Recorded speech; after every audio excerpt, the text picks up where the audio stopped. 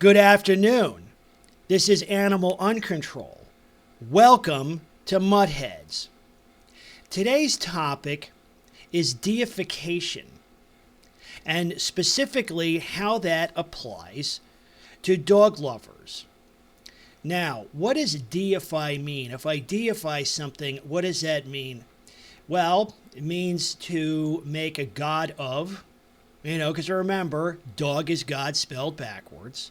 To take as an object of worship, and last but not least, to glorify as of supreme worth.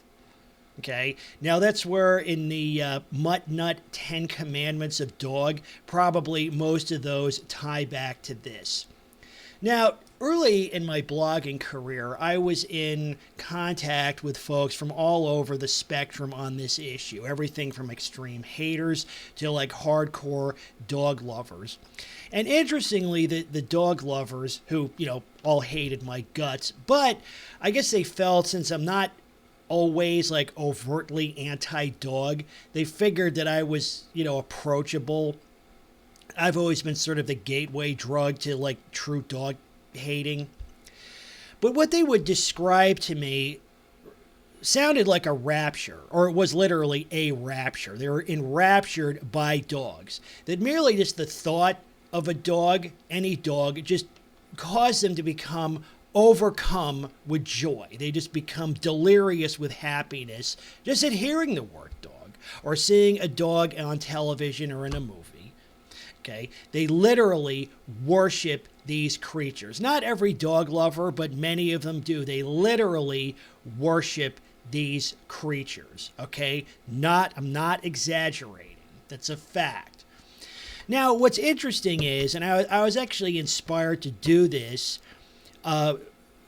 based on a topic in the Discord chat that came up the other day. And the conversation dealt with dog lovers who endlessly idolize and glorify the creatures, okay? Endlessly, they just go on and on about just how absolutely wonderful dogs are. And not just dogs generally, but each and every dog, they just love them to death. But what's ironic is that many of them don't really care about the well-being of the animals that much. And that's what kind of leads us back to this being a religion, because think about it. Do believers in God, say traditional religions, do they concern themselves with the well-being of God? Were they asking themselves, gee, how is God holding up in this COVID pandemic? Or how is God dealing with supply chain shortages? They don't concern themselves with that because God is all powerful, right? Nobody concerns themselves with the well-being of God. God takes care of that himself, right? That's not for us mere mortals. But what's interesting is that these dog worshipers, and that's why I call them that, because they literally don't care about the well-being of dogs that much either. I'm going to share a video. This is actually on another YouTube channel I created a long time ago where I was actually thinking about, collating, or collecting, particularly evidence against my mutt nut neighbors. Now, I'm going to share a video. Now, what's interesting is the dog across the street that was giving me all the heartburn was really being kept in shitty conditions by any reasonable standard. Now, again, as you probably guessed, I don't really care about dogs that much. My priority is restoring peace to my home and the neighborhood. That's my concern. However, you would think that somebody who really loved dogs would care about the dog's welfare. They would want each and every dog to be happy and well adjusted. But what's ironic is when I would point to these conditions, I'm going to give you a good example of it right now, they would accuse me. They would say to me, you, animal control, you're a bad person. You're mean for complaining about this. And I'm like, you know what?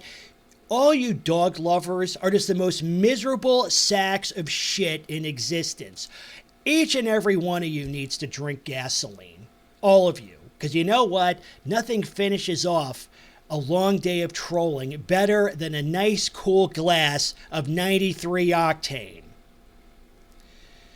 Anybody who thinks that there's anything good at all in a situation like this should never have been born. Okay, because even if you're a dog hater and you look at this like, oh, Fido's miserable. Yeah, and he's making everybody else miserable too. He's noise polluting the entire block. Let's take a look at this. One thing that's interesting about the environment that I live in, Florida is the number 2 place on Earth for lightning strikes. We get very violent thunderstorms here on a regular basis, particularly in the summer, but actually year-round. So what I was doing was, and I collected other evidence of this, was the dog's tied up in the yard barking like he always was. Well, really, he would be tied up barking for about 23 and a half hours a day. And the other half hour a day, they'd let him run loose in the neighborhood to piss and shit all over everything, knock over trash cans, harass people and other pets and so forth. The dog really wasn't dangerous, but he was a noise hazard at a bare minimum. But take a look at how they house this creature. And one thing to consider when watching this is that mommy and daddy, the fur parents, were home. They're just ignoring this, okay? So, let's take a look, okay? Now, the sound quality here is very poor. It was believe I was using my Minolta Bridge camera, and so this doesn't sound that loud, but believe me, it was loud. I could hear him probably louder than this inside with the door shut. So I'm standing on my front porch. I'm sheltered. The porch is covered, right? So, and this goes on for a while, right? He's barking at them. The house is off to the right, their house. He's barking at them. There's not an intruder or another animal. Okay? He's barking at the owners who are just totally ignoring him. Now, what's interesting about this, check this out. Something happens at about the 3-minute mark. Okay? Watch carefully, and I hope you're sitting down.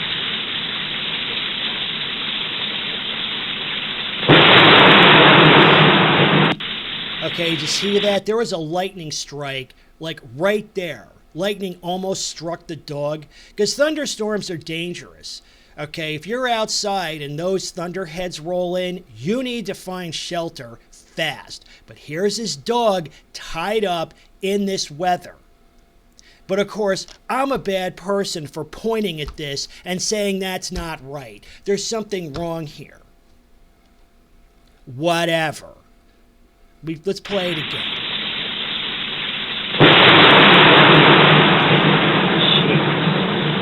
Holy shit.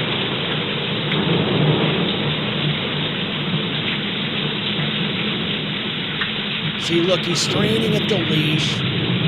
He's trying to get into the house, right? He wants to, look at that. Look at him. I'll link this in this video description.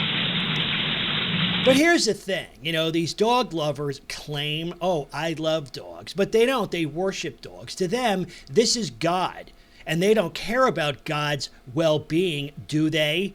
Religious people don't.